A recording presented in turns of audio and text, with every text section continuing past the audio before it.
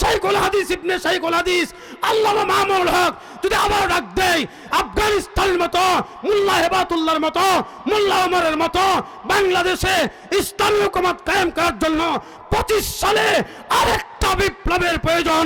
কারা কারা রক্ত দিতে প্রস্তুত? তুমি যেই দলের লোক হও তোমার দ্বারা কিচ্ছু হবে না। তোমার নামাজ নাই, যেই দলের এমপি হইতে প্রার্থী হও তোমার দ্বারা কিচ্ছু হবে না। কোরআন হাদিসের এলেম নাই, তোমার দ্বারা কিচ্ছু হবে না। আলেম ওলামাকে সম্মান করো না, তোমার দ্বারা কিচ্ছু হবে না। দাঁড়ায় দাঁড়ায় বক্তব্য দিয়ে দাও যে কোরআন আর রাজনীতি এক নয়, কোরআনের মধ্যে রাজনীতি নাই। বলেন নাউজুবিল্লাহ মিন যালিক। রাজনীতি মানে নীতির রাজা, নীতির রাজা। আচ্ছা, কোরআনের নীতি যেটা, আইন যেটা কোরআনের, এর চাইতে ভালো নীতি আছে আরো? হাদিসের নীতির চাইতে ভালো নীতি আছে আরো? তাহলে রাজনীতি, নীতির রাজা, এটা কি গণতন্ত্র, রাজতন্ত্র, সমাজতন্ত্র নাকি ইসলামী হুকুমত? কোনটা বলেন? কোরআনের নীতি এটা রাজনীতি, হাদিসের নীতি রাজনীতি। যেই নীতির কথা উলামায়ে কেরাম বলেন এটা রাজনীতি। উলামায়ে কেরাম যা বলেন এর ঊর্ধ্বে আল্লাহর কসম পৃথিবীর মধ্যে কোনো তন্ত্র মন্ত্র নাই।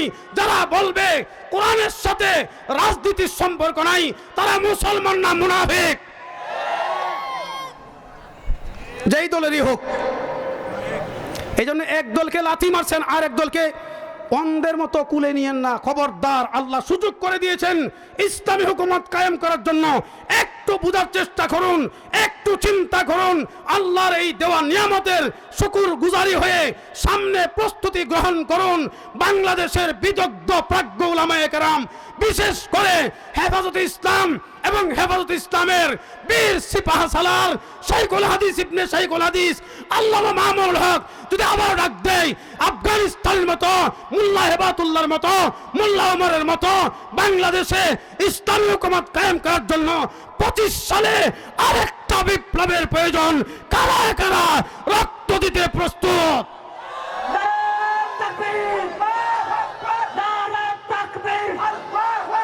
سبيلنا سبيلنا الجهاد الجهاد طريقنا طريقنا